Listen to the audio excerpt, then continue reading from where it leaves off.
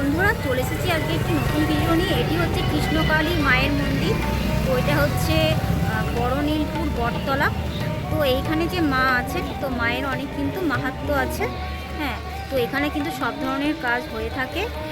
তো তোমরা কিভাবে আসবে না আসবে এবং মা কী কাজ করে থাকেন সব কিছু ডিটেলস কিন্তু আমি ভিডিওর মাধ্যমে তোমাদেরকে দিয়ে দিচ্ছি। তো ভিডিওটা কিন্তু তোমরা পুরোটা দেখবে এবং স্কিপ করবে না, তাহলে কিন্তু তোমরা পুরো বিষয়টা কিন্তু জানতে পারবে না। ঠিক আছে, তো চলো সঙ্গে থেকো এবং পুরো ভিডিওটা কিন্তু দেখতে থাকো এবং ভিডিও শেষে কিন্তু অবশ্যই একটা কমেন্ট কিন্তু করে দিও, কারণ একটি কমেন্ট হচ্ছে আমার জন্য খুবই প্রয়োজন।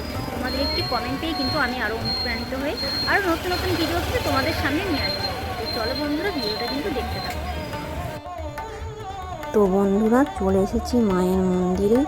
মায়ের মন্দিরে আসতে একটা ঘটনা ঘটলো, মানে আমার গায়ে কিন্তু কাঁটা দিয়ে উঠলো যখনই আমি ক্যামেরাটা নিয়ে গেলাম মায়ের মন্দিরে।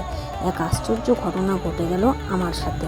তো তোমরা কিন্তু পুরো ভিডিওটা দেখো এবং কী বিষয় আছে সেটা তোমাদেরকে জানাচ্ছি। তো চলো। হ্যাঁ, নমস্কার মা। তো আমি আপনার ভক্তদের উদ্দেশ্যে আপনার কাছে এসেছি। তো আমি মায়ের মন্দিরে বিভিন্ন তীর্থস্থানে ভিডিও করি এবং যাতে সেই সব সম্পর্কে ভক্তরা জানতে পারে। হ্যাঁ, তো সেই বিষয়ে আমি তাদেরকে জানাতে চাই।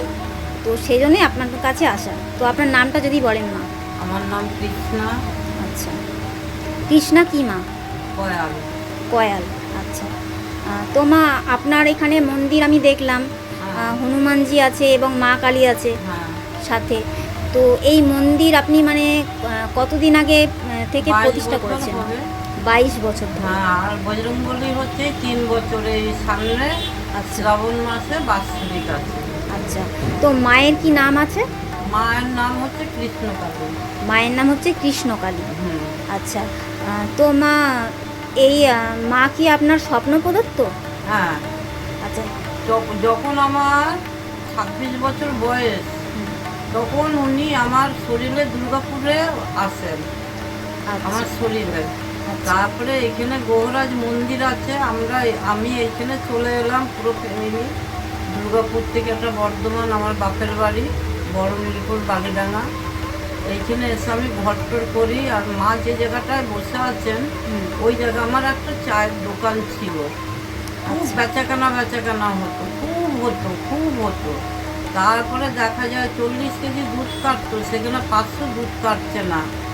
দিয়ে আমি ওই ছিন্নমস্ত একদিন তো হঠাৎ আমি খেতে পেতাম না, একটু খেতে পেতাম না। দিয়ে আমার একদিন, তখন আমার স্বামী রিক্সা চালাতো, তখন একদিন কি মনে হলো যে না আমি ছিন্নমস্তের মন্দিরে যাই, তো আমি ওখানে যে একটু জিজ্ঞাসা করি। ঠিক সন্ধেবেলা ঠিক এরকম টাইমে গেছি, যে তখন আর ওই পূজারিনী সন্ধে দেবেন, ব্রাহ্মণ মশাই সন্ধে দেবে, তখন আমাকে হাতে ওনার ধূপকাঠি, হাতে ঘন্টা, আমাকে পিছন ঘুরে বলছে যে মা আপনি কিছু বলতে চাইছেন? আমি তখন কেঁদে দিয়েছি, হ্যাঁ বাবা আমার এই অবস্থা। বলছে আপনি তো দেখতে পান, আপনি বুঝতে পারেন না? আমি মাকে তো দেখতেই পাই, আমি বসাবো কোথায়? আমি বেরোতেই এই ডান হাতে এইখানে আমি বসাতে চাইছিলাম, বসবে না। ওইখানে আমার চায়ের দোকান ছিল, ওই জায়গাটাতেই বসেছে। কিন্তু মায়ের পুজো আমার কিছুই থাকে না, মা জোগাড় করে নেয়। চৈত্র মাসে আমাবস্যাতে মায়ের বাৎসরিক হয় এই। আচ্ছা, তো এখানে কি আপনার ভক্তরা কাজের জন্য আসে? বিভিন্ন ধরনের কাজ আপনি করে থাকেন, তো সেইগুলো যদি একটু বলেন আপনি। এই আসে, অনেকে আসে, বা আজকেও এসেছিল, আসে। আমি বলি আমি উপলক্ষ, তোমরা আমাকে যা প্রশ্ন করবে ওটা কিন্তু ভক্তি শ্রদ্ধাভাবে বললে কিন্তু মাই ওটা শুনতে পাচ্ছে। আর আমিও যদিও দুই একটা কথা মুখে বলি, ভাববে যে মাই বলছে। মানে আপনার কি ভর আসে মায়ের? হ্যাঁ। এটা কি আপনার প্রতিদিনই আপনি বসেন? না, প্রতিদিন না।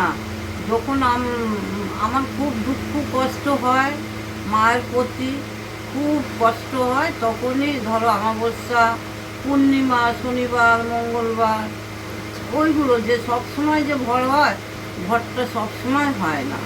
আচ্ছা, কিন্তু ওই সুমনদের ভিডিওতে ভর।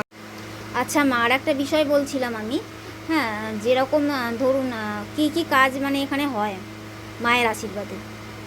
দেখো, হয়তো কারুর বাচ্চা হলো না, হুম। এলো, কারুর মেয়ে হয়তো চলে গেছে, বা খুব দুঃখিনী মা, তারা আসে আমাকে এসে বলাচ্ছে, একটু শুরু করে।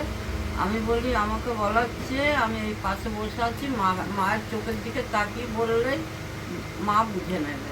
আচ্ছা, তো আপনি কি তাদেরকে ফুল মাটি এসব কিছু দিয়ে থাকেন? ফুল মাটি বলতে কি, এগুলো না আমি আগে দিতাম। ওই আচ্ছা। ফুল, ফুল তো হচ্ছে জবা ফুল, মায়ের প্রিয় আশীর্বাদ, জিনিস, হ্যাঁ, প্রিয় জিনিস। অবশ্যই। কিন্তু ওটা নিয়ে আমি শুনেছিলাম ওই, আচ্ছা, আর তো মায়ের ঘটে জল দেন আপনি? হ্যাঁ, আর ছোট মায়ের ঘটের সাথে ত্রিশূল লাগানো আছে, হুম। ওই ত্রিশূলটা ঠেকিয়ে দিই। আচ্ছা, তো এটাই হচ্ছে ওষুধ।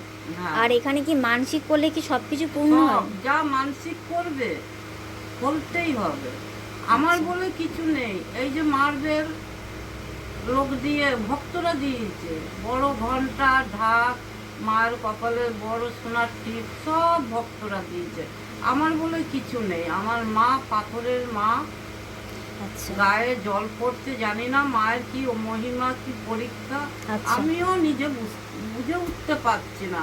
কিন্তু আমি খুব চিন্তিত যে মা এত সুন্দর হও, কেন তোমার গায়ে জল পড়ছে, কোন ভক্তের কাছে তুমি কি নেবে? আমার তো ভীষণ লজ্জা লাগে।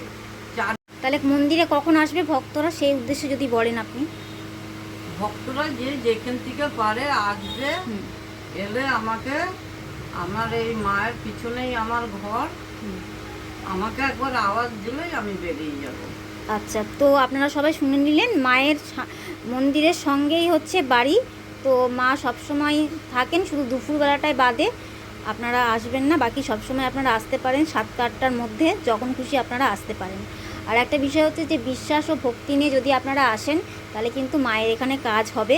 আর যদি কোনো রোগ জ্বালা হয়, সেক্ষেত্রে হচ্ছে আগে ডাক্তার দেখান, ঠিক আছে? পরে তো মা আছেন অবশ্যই। তো মায়ের মন্দির, যেখানে মা এবং হনুমানজি রয়েছেন। তো চলো বন্ধুরা, টাটা।